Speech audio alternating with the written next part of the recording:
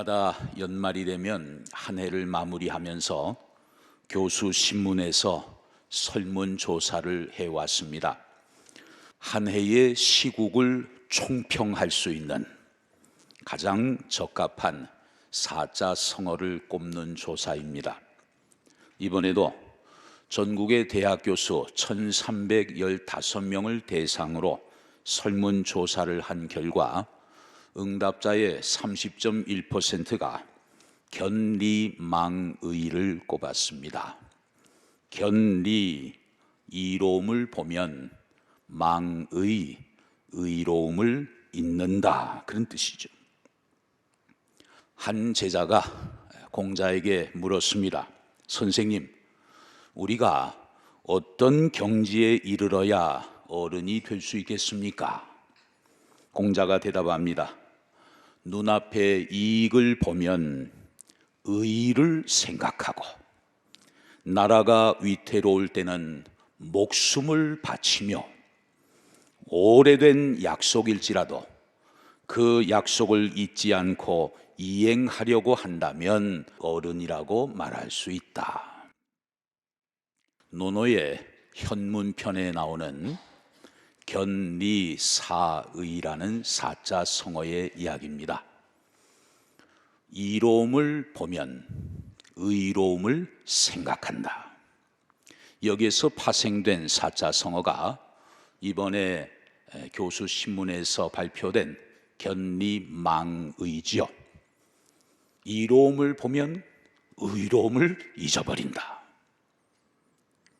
이 단어를 추천한 전북대 김병기 명예교수는 오늘 우리나라의 정치인은 자신이 속한 편의 이익을 더 생각하면서 나라를 바르게 이끌지 못하고 있다고 일갈한 바 있습니다. 이것은 비단 정치인들만의 모습은 아닐 것입니다. 오늘 우리의 모습은 어떻습니까? 견리, 자신의 이기적인 이익만을 추구하면서 망의, 하나님 앞에서 바르고 의로운 신앙의 길을 잊어버리고 살고 있는 것은 아닌가, 그런 생각이 들어요. 오늘 본문에서 우리는 한 인물을 만나게 됩니다. 이 사람은 주전 8세기 남유다 왕국에서 사역을 했던 선지자입니다. 청년이었고 애국자였고 그리고 신분이 높은 왕족 출신이었습니다. 여러분이 잘 아는 사람입니다. 바로 이사야 선지자죠. 오늘 본문 말씀의 배경을 살펴보면 나라가 큰 위기에 봉착했습니다. 왕이 죽었습니다. 이사야 시대의 왕은 그 유명한 우시야 왕이죠. 정말 대단한 왕이었습니다. 16살 때 왕이 돼서 무려 52년 동안이나 왕좌에 있었던 사람이에요. 유다 나라를 아주 부강하게, 그리고 든든한 나라로 올려놓은 성군 중의 성군이었습니다. 그런데 이 왕도 사람이다 보니까 내가 다스리는 동안에 나라가 이렇게 부강하게 된 것을 보니까 내가 참 잘했구나, 나니까 이렇게 할 수 있었지, 그러면서 왕의 마음속에 슬슬 교만이 들어오기 시작했어요. 내가 가진 이 힘으로 내가 못할 게 뭐가 있는가? 그래서 어느 날 이 우시야 왕이 성전에 들어갔습니다. 성전에는 성소가 있고 또 그 속에 지성소가 있죠. 지성소 안에는 하나님의 법궤가 안치되어 있습니다. 하나님의 임재가 가득한 그런 거룩한 장소가 바로 지성소예요. 지성소로 들어가기 직전에 휘장이 쳐져 있는데 그 휘장 앞에 분향단이 있습니다. 왕이 차마 지성소 안으로는 들어가지 못하고 그 분향단까지 들어가서 향을 피웠어요. 여러분, 이 일은 제사장만이 할 수 있는 일이었습니다. 아무리 왕이라도 그것은 할 수 없는 일이었어요. 그런데도 내가 지금까지 50년 이상을 나라의 태평성대를 위해 애를 썼는데 뭐 이까지 것쯤 못할 게 뭐냐? 내가 한다는데 감히 누가 뭐라고 말하겠어? 대단한 교만이 든 거죠. 그때 하나님께서 진노하셨습니다. 왕의 건강을 치셨습니다. 하루아침에 나병 환자가 되고 말았습니다. 그리고 그것 때문에 시름시름 앓다가 결국 죽고 만 거예요. 그리고 나병으로 인해 열조의 무덤에도 묻히지를 못하고 별도로 다른 곳에 묻히는 그런 비참한 마지막을 장식하고 만 것입니다. 왕의 사망 소식이 퍼지니까 온 국민들은 불안해하기 시작했습니다. 민심이 크게 동요했습니다. 나라의 터가 근본적으로 흔들리는 것 같았습니다. 주변의 여러 민족과 족속들은 예루살렘과 그 성읍을 시시탐탐 엿보기 시작했어요. 이스라엘의 운명은 마치 풍전등화와 같이 누란의 위기에 처하게 된 것입니다. 많은 백성들은 국가적인 위기 속에서 그저 주저앉아 절망하며 탄식하고 있었습니다. 그런데 청년 애국자 이사야는 달랐어요. 답답한 마음으로 성전에 올라가서 하나님께 눈물로 부르짖기 시작합니다. 하나님이여, 이 일을 어떻게 하면 좋겠습니까? 이 나라 이 백성들을 어찌하면 좋겠습니까? 그때 기도하는 중에 이사야의 눈이 열려졌습니다. 그리고 무언가를 보게 되었습니다. 무엇을 보게 되었는지, 자, 본문 1절을 보시죠. 우시야 왕이 죽던 해에 내가 본즉 주께서 높이 들린 보좌에 앉으셨는데 그의 옷자락은 성전에 가득하였다고 기록합니다. 이사야는 하늘에 높이 들린 보좌를 바라보게 되었고 거기에 앉아 계신 분을 보게 되었어요. 그런데 그분의 옷자락이 성전에 가득했다고 오늘 본문은 증언하고 있습니다. 여러분, 이 모습을 볼 때 하늘과 땅이 확 이어지는 것처럼 보이지 않습니까? 하늘 보좌에서부터 그 옷자락이 땅에까지 이렇게 두리워져 있는 모습, 이것은 무엇을 의미할까요? 여전히 그분이 관심을 갖고 계신다는 것이고 그분이 지금도 보고 계신다는 것이고 그리고 그분의 통치권 안에 백성들이 있다는 것을 말해주는 것이죠. 하나님의 옷자락이 성전에 가득하였다. 이것은 그분의 임재, 그분의 통치, 그리고 그분의 보호하심을 의미하는 것입니다. 이사야 선지자는 이 환상을 통해서 정말 중요한 한 가지 사실을 깨닫게 되었습니다. 비록 우시야 왕의 보좌는 무너졌지만 이스라엘의 참임금 되시는 하나님은 하늘 보좌에 앉아 계셔서 지금도 온 땅을 통치하고 계신다. 그러므로 이스라엘 백성들은 결코 망하지 않을 것이다. 이사야는 이것을 깨달으면서 다른 데서 얻을 수 없는 놀라운 위로를 얻을 수 있었습니다. 여러분에게 하나 물어봅니다. 이사야가 어디에서 이 환상을 보았다고요? 성전에서 보았어요. 거기서 주의 얼굴을 구하고 주의 도우심을 구하는 가운데 하나님이 이사야 선지자에게 하늘의 보좌를 보여주신 것입니다. 내 삶의 진정한 주인, 내 나라와 민족의 참된 주인이 누구인지 이사야가 발견함으로 말미암아 어디서도 누릴 수 없는 큰 평안, 어디서도 얻을 수 없는 큰 위로를 얻게 된 것입니다. 이사야가 받은 은혜가 오늘 여러분에게도 충만히 임하게 되시기를 주의 이름으로 축복합니다. 이사야는 하늘의 보호자를 바라보면서 또 한 가지를 발견하게 되었습니다. 그 보좌 주변에 에워싸고 움직이고 있는 또 다른 존재가 있음을 보게 되었어요. 그것이 무엇인지 2절을 보시죠. 스랍들이 모시고 섰는데 각기 6날개가 있어 그 둘로는 자기의 얼굴을 가리었고 그 둘로는 자기의 발을 가리었고 그 둘로는 날며. 이사야가 보았던 또 한 가지는 바로 스랍이었습니다. 스랍은 천사죠. 특별히 하나님의 보호자 주변에서 하나님을 경배하며 찬양하는 그 임무를 맡은 천사를 가리켜서 스랍이라고 표현을 합니다. 우리는 보통 천사가 그려져 있는 성화를 보게 되면 날개가 2개가 있는 모습을 볼 수 있습니다. 그런데 오늘 본문에서 이사야가 본 천사는 날개가 3쌍으로 모두 6개예요. 위쪽에 2개, 허리에 2개, 또 아래에 2개가 있습니다.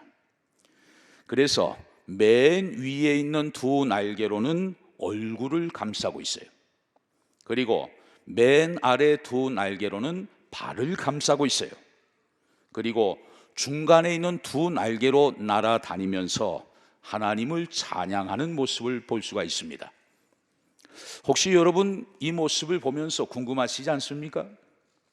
왜 날개가 6개나 있는데 그 중에 4개는 얼굴과 발을 가리는 데 사용을 하고 겨우 2개의 날개만 날아다니는 데 사용을 하는 것일까?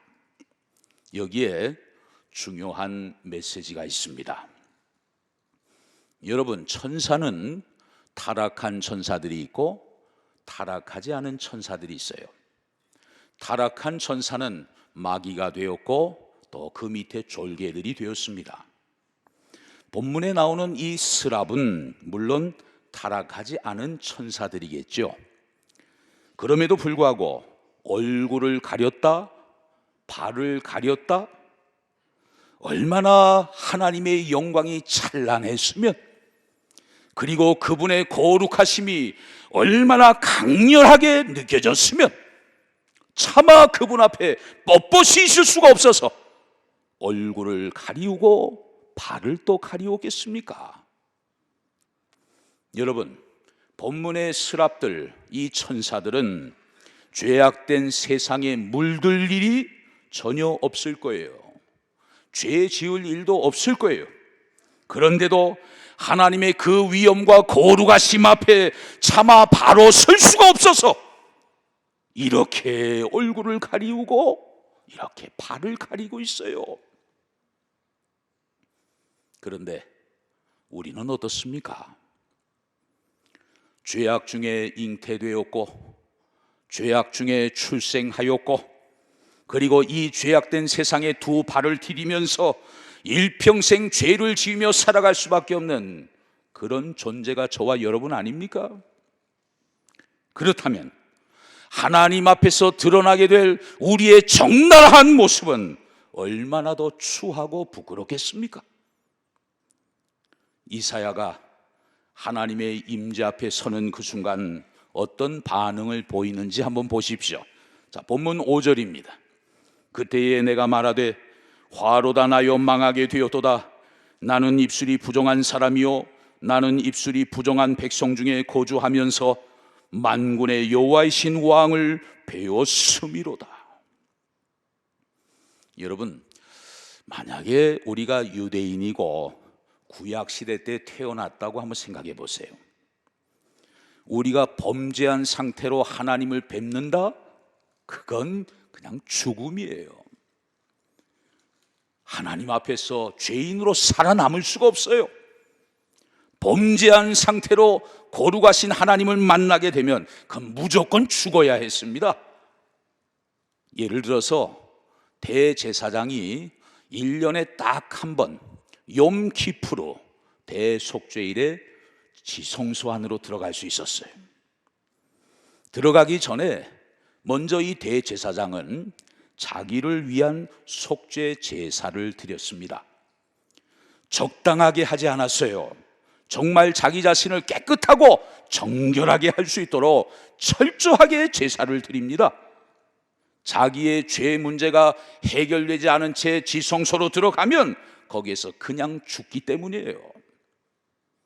그래서 성경에는 나오지 않지만 다른 문헌을 살펴보면 대제사장이 지성소에 들어갈 때 혹시라도 들어갔다가 못 나올 수도 있기 때문에 몸에다가 밧줄을 매달고 들어갔습니다. 왜? 나와야 될 시간인데도 안 나오면 거기서 그냥 죽은 거거든요. 그러면 인부들이 어떻게 해야 합니까? 그 시체를 꺼내려고 그냥 들어갔다가는 인부들도 거기서 다 죽어요. 그래서 밧줄로 바깥에서 그 시신을 끌어당겨서 꺼냈다는 거예요. 지금 이사야 선지자는 하나님의 보호자를 바라보면서 또 스랍들이 얼굴과 발을 가리우고 하나님의 거룩하심과 영광을 찬양하는 그 소리를 들으며 그 장엄한 하나님의 임재를 느끼면서 엄청난 두려운 감정에 휩싸여 있습니다. 자신은 지금까지 그런 대로 괜찮은 사람인 줄 알았어요. 누구보다도 나라를 사랑하는 애국자였고, 그리고 나름대로 하나님을 잘 경외하고 있었고, 특별히 하나님의 선지자라고 하는 그 자부심이 정말 대단했습니다.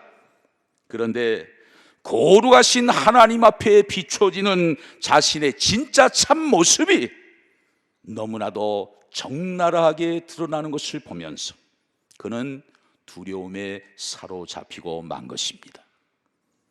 화로다 나요 망하게 되었도다. 이게 무슨 의미예요?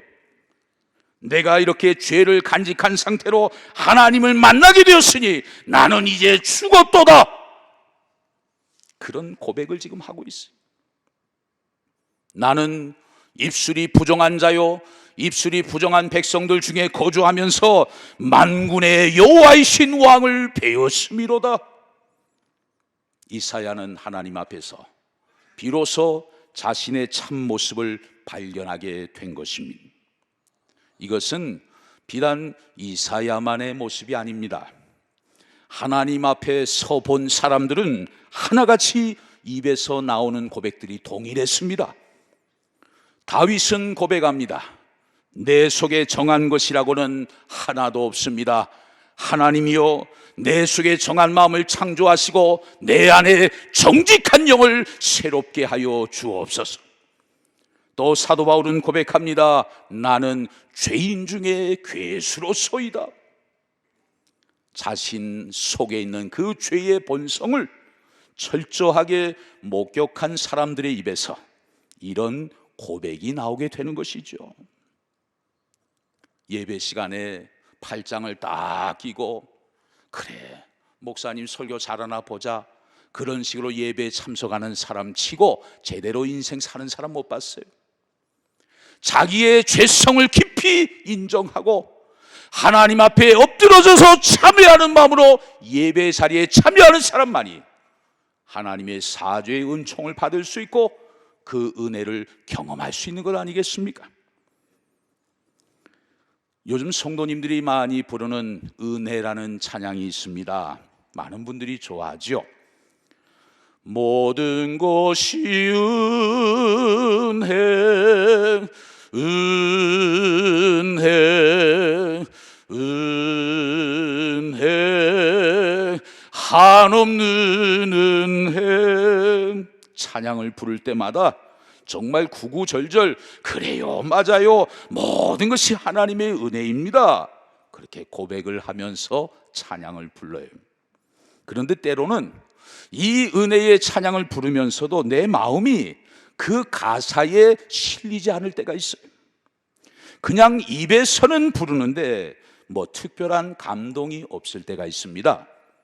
이것은 하나님의 은혜가 아니어서가 아니고 하나님 앞에서 내가 어떤 존재인지에 대해 무뎌졌기 때문이에요.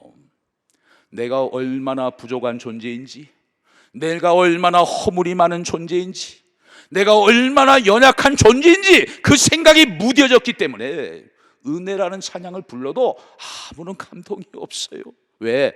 내가 대단하다고 생각하니까. 야, 나라고 하는 인간은 정말 어찌할 수 없는 인생이로구나. 정말 나는 어떻게 할 수 없는 죄인이로구나. 내가 예수를 믿은 지가 벌써 햇수로 이만큼인데 왜 나는 아직도 이 정도의 수준밖에는 되지 못하는 것일까? 왜 나는 아직도 좀 더 진실하지 못하고 좀 더 경건하지 못하고 더럽고 추악한 삶의 자리에서 왜 나는 돌아서지 못하는 것일까? 날마다 그것 때문에 고민을 하고 하나님께 너무 죄송하고 뵐 면목이 없고 이런 것을 우리가 마음 깊이 느낀다면, 그럼에도 불구하고 하나님이 여전히 나 같은 자에게도 날마다 은혜를 베풀어 주셔서 오늘도 이렇게 먹고 입고 평안히 살아갈 수 있도록 도와주시니 그야말로 모든 것이라 하나님의 은혜가 아닌 것이 없습니다. 자신의 죄성에 대해, 자신의 연약함에 대해 진지한 고민이 있는 사람만이 하나님이 주시는 작은 것 하나에도 감격하고 감동하고 감사할 수 있게 되는 것 아니겠습니까? 2023년 한 해의 마지막 날입니다. 우리가 오늘 보아야 할 것은 무엇일까요? 방송사에서 방영되는 무슨 연예대상 그거 봐야 되는 겁니까? 우리가 오늘 보아야 하는 것은 바로 이사야 선지자가 보았던 하늘의 보호자입니다. 하늘의 보호자를 여러분이 보셔야 합니다. 다윗도 그 보호자를 보았습니다. 시편 103편 19절에 보면 여호와께서 그의 보호자를 하늘에 세우시고 그의 왕권으로 만유를 다스리시도다. 너무 웅장한 말씀이에요. 하나님은 하늘의 보호자에서 그의 왕권으로 만유를 다스리시는도다. 저 만유 속에는 보이는 세계와 보이지 않는 세계가 다 들어있어요. 왜? 하나님은 그 모든 것을 다 창조하셨기 때문입니다. 창조하신 세계를 하나님이 다스리시고 통치하시고 지금도 그 모든 만유를 섭리하고 계신다는 것입니다. 여러분에게 질문을 드립니다. 저 만유 속에 여러분도 들어있다고 믿어지시면 아멘. 저 만유 안에 여러분의 가정도 들어있다고 믿어지시면 아멘. 저 만유 안에 여러분이 지금 씨름하고 막 고민하는 문제들도 들어있다고 믿어지시면 아멘. 저 만유 안에 우리 광석교회의 현재와 미래도 들어있다고 믿어지시면 아멘. 저 만유 안에 우리나라와 한국교회 그리고 우리의 후손들도 들어있다고 믿어지시는 분들 아멘. 그리고 만유를 통치하시는 하나님이 여러분의 아저씨가 아니고 여러분의 삼촌이 아니고 여러분을 자녀 삼으신 아버지라고 믿어지시는 분들 큰 소리로 아멘. 그러면 여러분 그냥 끝나는 거 아닙니까? 사랑하는 성도 여러분, 우리는 지금 2023년 끝자락에 와 있습니다. 하나님이 저 높은 하늘의 보좌에서 인생의 풍랑이 미치지 못하는 저 신령한 보좌에서 지으신 모든 만유를, 또 여러분의 가정과 생업과 자녀손들을, 그리고 우리 교회와 대한민국을 오늘도 통치하고 계신다는 사실을 굳게 믿으실 수 있기를 바랍니다. 참새 한 마리가 땅에 떨어지는 것도 그분의 허락과 결제 없이는 일어날 수 없는 그분의 치밀하시고 그 오묘하신 섭리의 손이 오늘도 여러분을 붙들고 계십니다. 절대 절망 속에서도 절대 희망으로 끌어올리시는 하나님의 그 놀라운 은혜가 오늘 예배드리는 여러분 모두에게 충만히 임하게 되시기를 주의 이름으로 축원합니다.